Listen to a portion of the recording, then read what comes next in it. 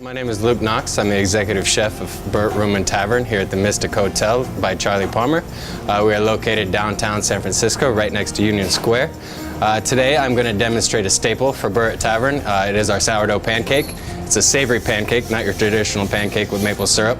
We switch it up seasonally, the garnish that goes with it, whether it's fried Brussels sprouts or nice asparagus or artichokes. So I'd like to just start by demonstrating how we start our sourdough pancake.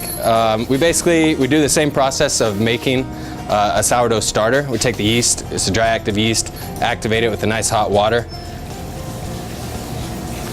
And this takes about 15 minutes, so boiling water, a little bit of yeast, cover it, and then we basically just let that sit around for about 15 minutes. It'll basically start fermenting and get all nasty inside.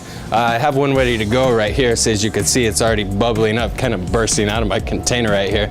But this will be basically our starter. This will give it that nice sourdough, kind of what you expect from a nice like San Francisco sourdough bread. Okay, so the next step for our pancake after our yeast is ready to go, we got a nice fluffy yeast mix right here. The next step is to whisk our egg whites.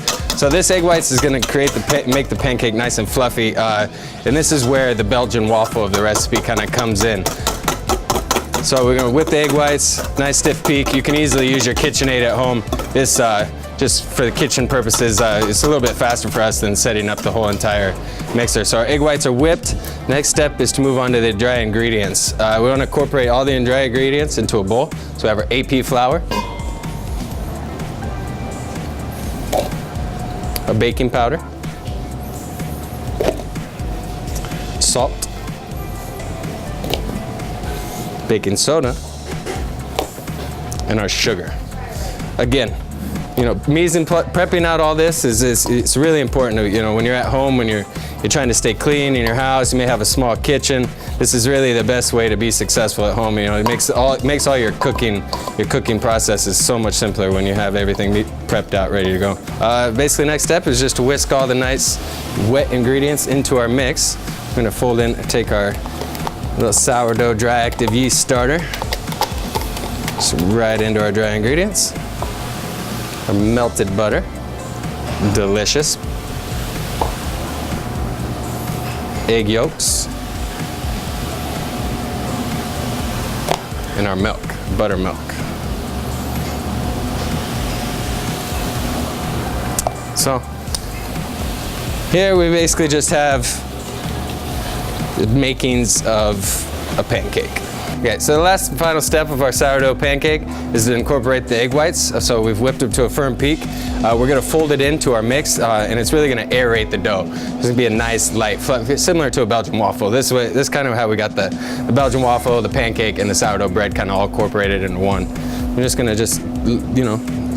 lightly add our egg whites in there, and similar to making a souffle, if you've ever made it, when you're folding in the egg whites into your tempered chocolate, you really want to be gentle with it so your egg whites don't break on you, and just gonna fold it in nice right into your batter.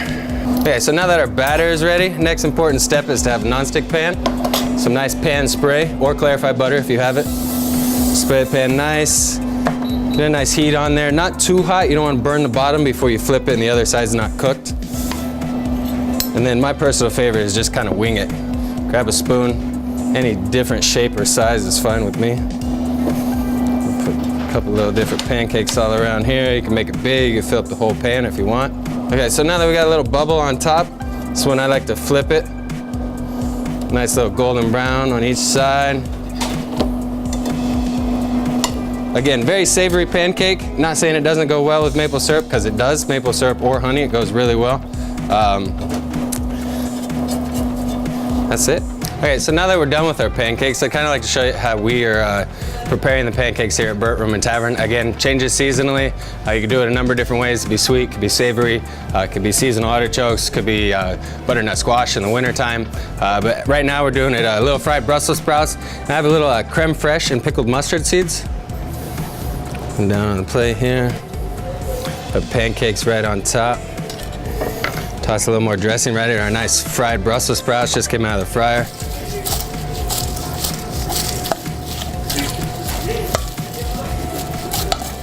Just kind of get them seasoned up, and then we'll just take our Brussels sprouts,